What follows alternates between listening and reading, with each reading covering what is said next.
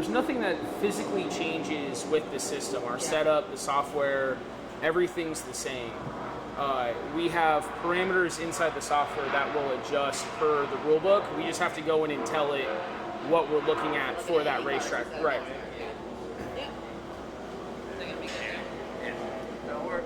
You ready to go? Yep. Okay. So you can just look toward me the whole time. Yep. Go ahead and start off by saying and spelling your name and then say your title. Okay. My name is Dan Reeves, D-A-N-R-E-E-V-E-S. My job title is Optical Scanning Supervisor. And then tell us the name of the company or... So work for NASCAR, and this is NASCAR's OSS station. Okay, great. So in as layman terms as possible, tell us what we're looking at behind you here. So what we're looking at here is NASCAR's cutting edge technology.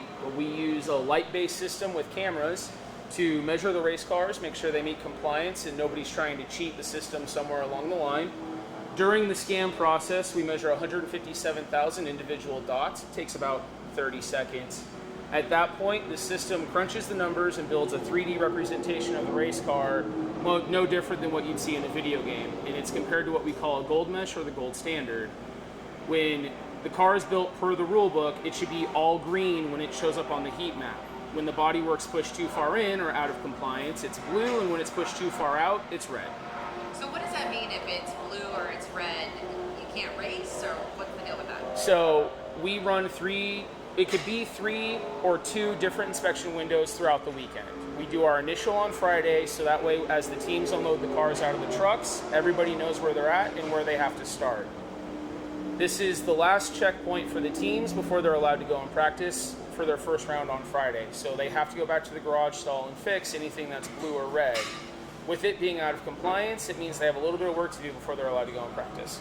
So when you're talking about it being a little bit out of compliance, Yep. either blue or red, Yep. are you saying like the actual outside of the car sticks out a little too far or goes in a little too far? Yep, so the bodywork is physically not within the limits we have set for the teams. We measure down to 1/1000 of an inch. So to give everybody at home a perspective of that, a piece of printer paper is about 1/4 of an inch.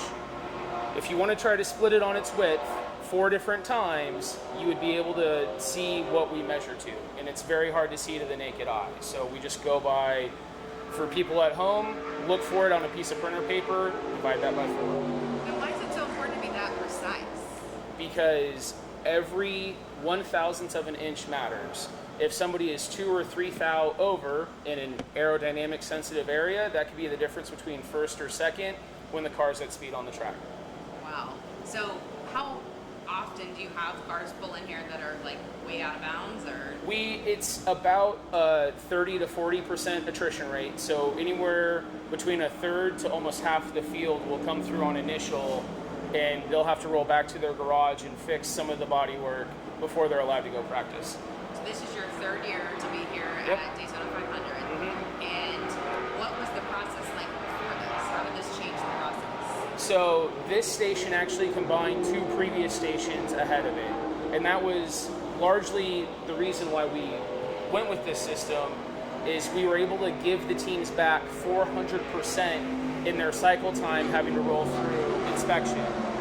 This one station takes 2.5 minutes, whereas the old 2-station system took upwards of almost 4.5 to 5 minutes for a car to come through.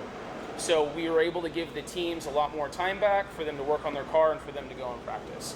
How long has it been a system where you're using lasers and stuff? I mean, I'm sure at one point it was like an actual person came out and Right. did the inspection. Yeah, so 2018 we started full-time with this track side. 2017 we spent researching and developing the system, and towards the last 6 or 7 weeks of 2017 we brought our prototype system on the road, and we were able to prove its viability actually out at a track in weather, and we were able to show that it was consistent car to car every time. So before this system, Yep. it was actually like a human doing this. Yeah, so the system before this that was specialized to the bodywork was a giant metal claw that came down, and it had a template of what the bodywork should look like. And there was a team of 3 or 4 officials that went through and checked the bodywork with little spacers essentially. And again, it was a tiered system. There was a section that was good, section that was bad, either too in or too far out. And then the second part of this system also measures the alignment numbers of the car. That was a whole nother station that teams had to pass through. And it was we refer to as the LIS, or Laser Inspection Station. So car would roll up there, and the system would physically move the car around to get its alignment numbers. Thankfully, we don't have that with this new system. So I'm assuming as these cars every year get faster, better, Yep. whatever kind of word you want to use for it, this kind of system has to get better too. Correct. So is this just overall making the sport better? Yes, this is definitely allowing the sport to grow and move forward and embrace technology and allow us to continue with the future and to allow us to keep with the stock car, which is NASCAR. It allows us to be right there on the cutting edge with what's going on in the world. When you started doing this, what was the coolest thing about it to you? The whole thing. It's amazing that we're able to pick this thing up 36 or 38 weeks a year, move it, reset it back up, and have it baseline and have it be the same each time we move it, because it never goes in the same spot twice. Wow. Do you have any questions? Did I leave anything out? Anything we should add? No, I think that was good. Works for me. Awesome.